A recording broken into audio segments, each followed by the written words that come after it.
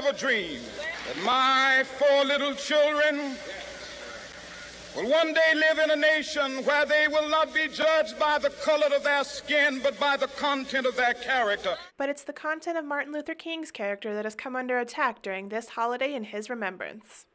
Greeley District 6 school board member and local radio station owner Brett Reese has been airing daily attacks on the late civil rights leader.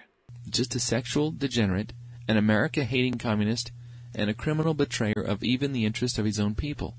Reese, who did not respond to a request for an interview with Bear News, assures listeners that the claims he presents are historically substantiated, directing listeners to a white supremacist website. If you'd like to check facts yourself, go to martinlutherking.org. But UNC history professor Fritz Fisher, who has worked closely with Claiborne Carson, the country's leading authority on King and the civil rights movement, says that Reese is oversimplifying history. History is always more complex than many people give it credit for, and if we oversimplify things, which is what Mr. Reese has done in a number of different ways, that causes misunderstandings. Among Reese's claims is that Martin Luther King was not a real reverend. He's not a legitimate reverend. He's not a bona fide PhD. And his name isn't really Martin Luther King, Jr. There's a debate about how one defines a reverend in any particular church.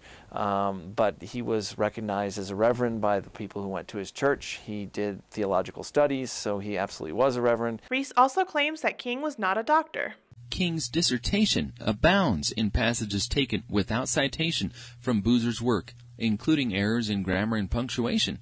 Finally, Boston University's posthumous revocation of King's doctoral degree would address a long-standing academic outrage. Although it's true that part of King's dissertation was plagiarized, he did receive a doctoral degree.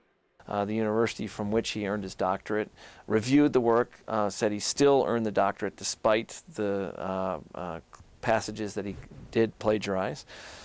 Reese also alleges that King was unfaithful to his wife. That was true. J. Edgar Hoover, the director of the FBI, in an effort to besmirch his reputation, put a 24-hour tail on King through most of the 1960s, and found in some cases that he was not faithful to his wife. But Professor Fisher says that King's legacy and the impact of the civil rights movement outshadow his personal flaws. And it's not a holiday celebrating a god, and not even necessarily a hero. It celebrates a human being who was very courageous, who was brilliant, who was a strong leader.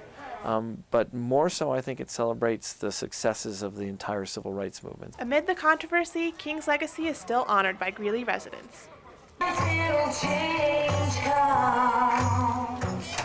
More than 1,000 community members joined together to celebrate not just Martin Luther King, but the impact of the civil rights movement on the world today.